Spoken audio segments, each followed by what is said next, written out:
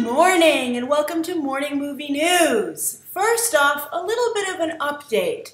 As some of you know who regularly watch this channel, there have been construction noises at the office where I usually film.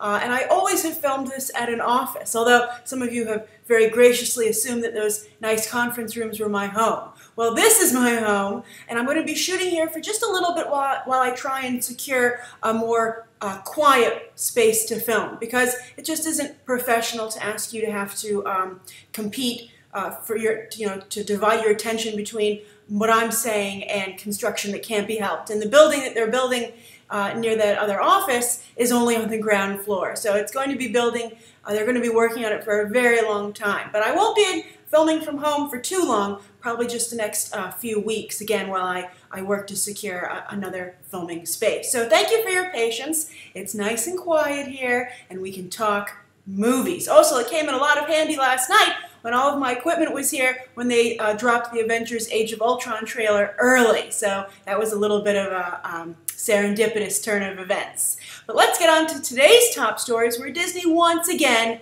rules the headlines. And that's with the cover reveal, 4 covers for Into the Woods. Everyone's very excited about this movie, but they've been very stingy in their publicity for it. And I don't know if that's a good thing or a bad thing, because it is making you think about Into the Woods, but at the same time, I don't think anybody thought of Into the Woods yesterday when Avengers Age of Ultron dropped. Although, to be fair, Disney had anticipated these Into the Woods covers having about a week to be the topic of interest before they officially were supposed to drop that Avengers Age of Ultron trailer on Tuesday. But of course it leaked about a full week early. But let's look at these covers. I think they're very good, and as I've said before, I think that Into the Woods is perfectly slated to open on Christmas Day. That's a perfect release date for the film, and I'm trying to convince, I'd like to see The Interview, but I don't know if my family will go along with that for their Christmas Day movie of choice.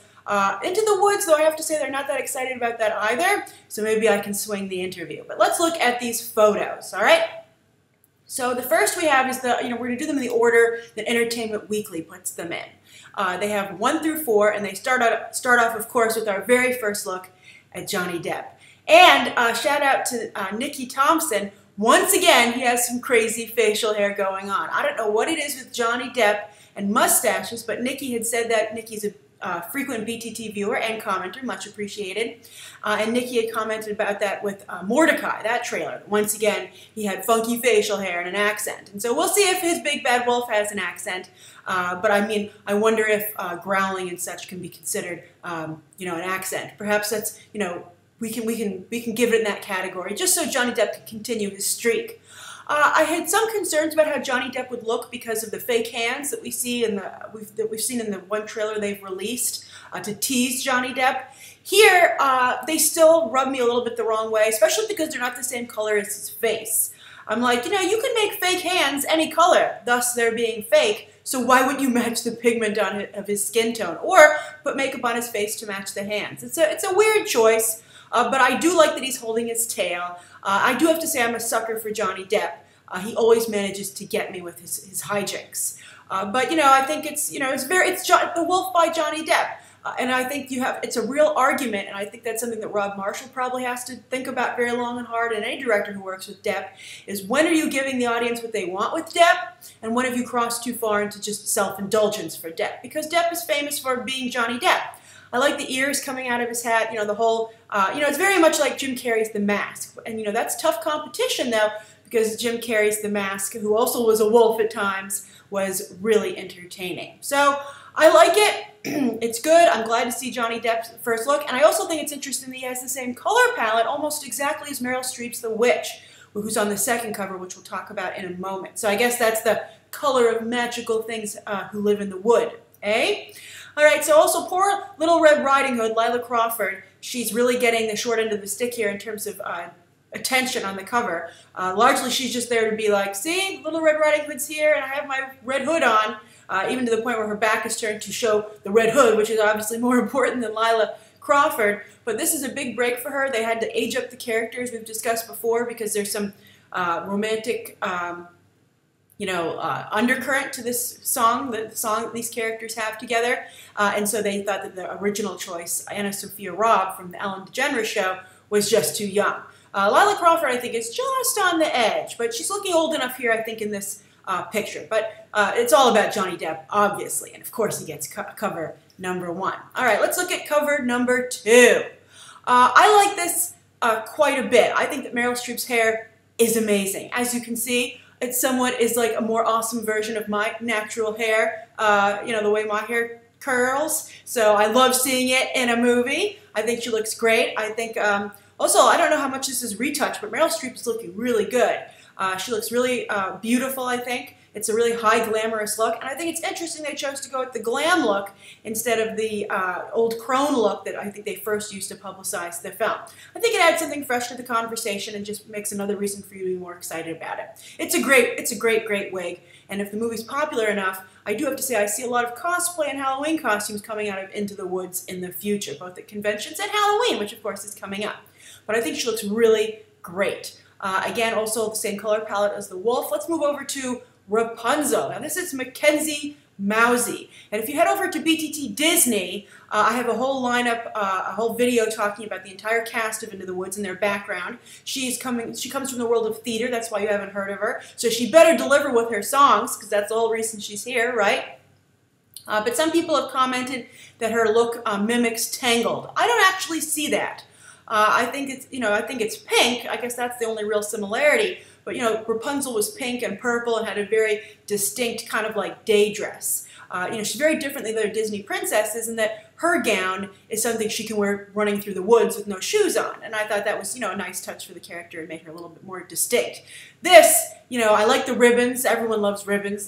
They're a lot of fun. This trailer, I mean, this cover is very me, because also whenever I get ribbons for Christmas, I like to tie them around my wrist as a bracelet. And you can see that's what Rapunzel is doing here. So I like the character. She looks cool. Again, really being overshadowed, of course, by Meryl Streep. But that's, of course, that's because that's who we know, and that's who's supposed to be a real showstopper in the movie. But it looks good, and she doesn't look bad.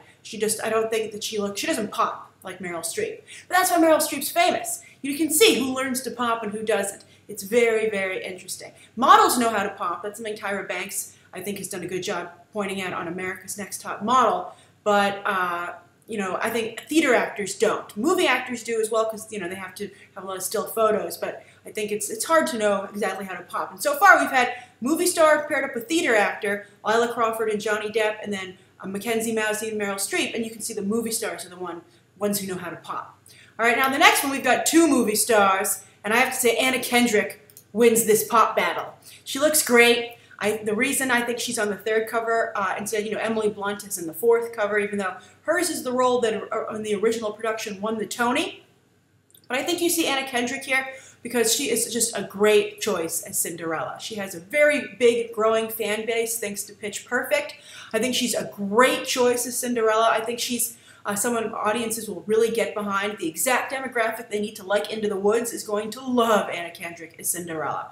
I think she looks like she's playing a smart Cinderella, a real, you know, someone who gets stuff done and doesn't maybe necessarily wait to be rescued, which I think sometimes Cinderella is how she's portrayed. Everything's done for her. But maybe this Cinderella is a bit more of a self-starter. She looks great. I think, and I just think that she's really doing a great job with her look on her face. She's conveying a great emotion there. And even though her costume isn't that amazing, I think that the stockings are a cool touch and they look really nice. And I think that's very exciting. Now for Chris Pine, he should look really good here. I think he has a great movie star, matinee idol look to him. He looks very good in the trailer. But you know what's going on here for poor Chris Pine? Poor angle, really poor angle for him. It's shooting him from underneath, and that's never a good idea. You never want to be shot from underneath. Always make sure that you look out for that whenever someone's taking a photo or filming you. It should always be above you. So whoever told him to look upward must really hate Chris Pine, personally, because it's just not helping him out here. Also, for some reason, I don't know if they shot this together or not, but he looks smaller than Anna Kendrick. And I don't think that's the case in real life, because Anna Kendrick's pretty small. So I think when they photoshopped them in here, also isn't doing him any favors, which is unfortunate. I'm excited to see him in this role. I'm a Chris Pine fan. I thought he was very good in the Star Trek reboot, even though he kind of got, you know, put in the back seat a little bit for the second entry. I think in the first one, he was so funny and really did a lot to make that film pop. All right, so let's look at the final cover. This is, of course, James Corden. I'm so excited for him in this role. I love James Corden. I got the chance to see him on Broadway when One Man, Two Governors came to the U.S. He is incredibly, infinitely talented, and if he's showcased the right way here, this could be the beginning of a great career for him. He's already going to take over for Craig Ferguson in Late Night, so that's interesting. We'll see if he can keep one foot in movies or if he's just going to go straight to television and have a very nice career there. But he's very, very talented. Also here, we have unfortunate undershots as well. It's serving Emily Blunt a little bit better because of her strong jawline, and also the strong colors of her outfit. Underneath, again, though, for James Blunt, not so great. Doesn't make him. I don't think it makes him look the best he could be. And again, theater actor paired with movie actor, and Emily Blunt pops the most. Really, really fascinating to see that. Emily Blunt, I'm very excited for her in this role. I like Emily Blunt. I like her quite a bit in Edge of Tomorrow. We'll see if she continues to be box office poison. And it's unfortunate, there are actors and actresses that have a small fan base. I was thinking Sam Rockwell is also in this category, where there's a definite group of people that enjoy their work, but overall, the larger audience has just decided they don't like them. It's a really weird phenomenon that happens with some actors, and it looks like it's unfortunately happened with Emily Blunt. And we'll see how much she affects this film, or if it just is too star-driven to let her, affect the box office and have keep people away. Again, Meryl Streep and Johnny Depp are very good at getting audiences into the theater, but we'll see whose box office mojo wins out. But Emily Blunt, this is again the role that won the Tony in the original production, so let's see what she does with it. I think she could be this film's secret weapon, hopefully. Also, this is the role that Amy Adams portrayed when this came to Shakespeare in the Park. So it's a big, important role. So don't underestimate it, even though it's not particularly showy in terms of its costume and the way it's presented. All right, so let's move on to those are the 4 covers. I'm curious to what you guys think of them. I got a couple of tweets about them. People are definitely paying attention. And I'm wondering if you think that this is, if the ad campaign is progressing nicely for Into the Woods. Now, speaking of ad campaigns, that's what we're going to discuss today for our second story. And I want to discuss the ad campaign for Interstellar, which I think has been handled in a very interesting manner. Now, of course, they don't want to give any spoilers away for Interstellar, and they have given a little bit more away in the following trailers. The first one was very, very secretive, and I think with the last one, I think they've given a good picture of what to expect with the movie, but still, they're really hiding a great deal of the film from audiences. And so I think that Paramount, which is taking the lead on this film, it's a Paramount and Warner Brothers co-production, but Paramount's taking the lead with U.S. distribution. So Paramount really has, a difficult task ahead of them to promote a film. They can't really talk about that openly. So I think it looks clearly like they're going the prestige route.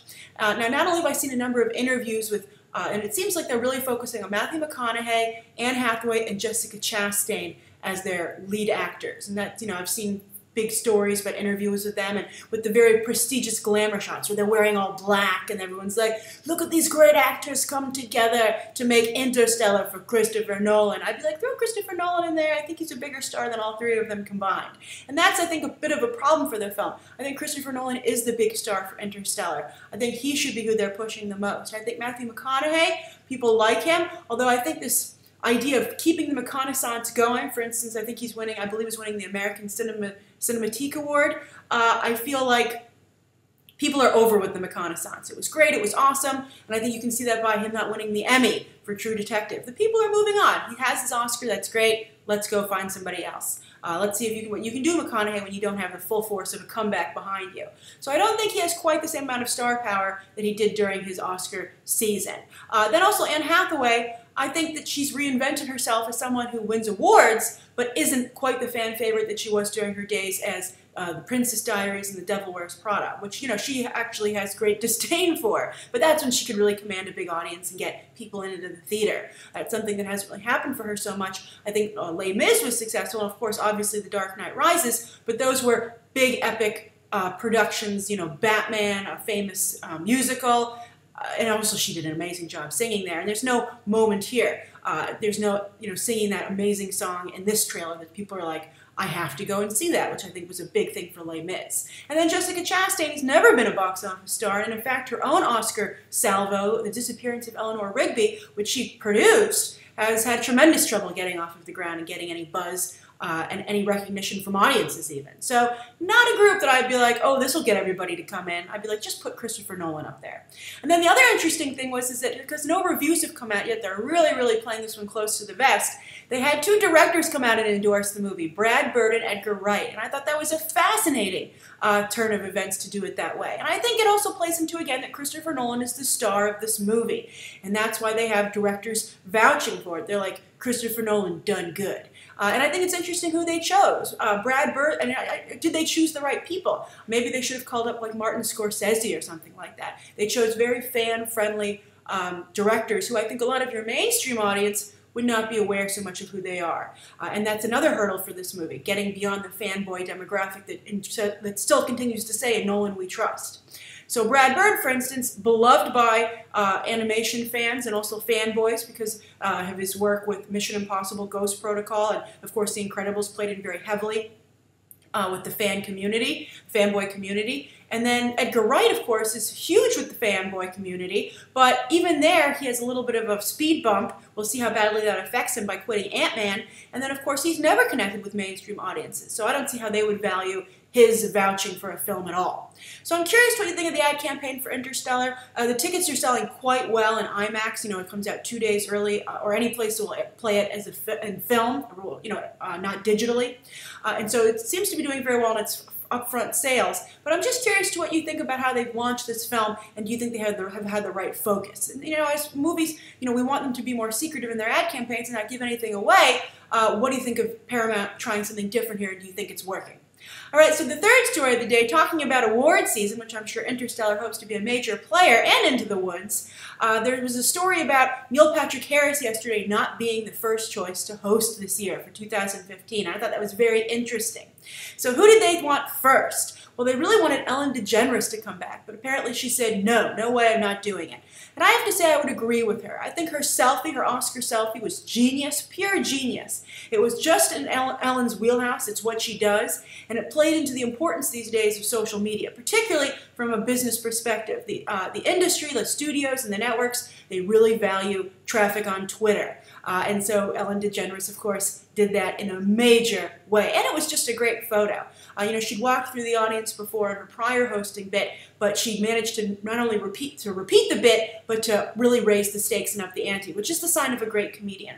So I don't see how she could possibly top that, so I would have agreed, don't come back. But then they went to Chris Rock and to see if he'd be interested in returning. And I think Chris Rock was like, you know what, I'd kind of like to be nominated for top 5.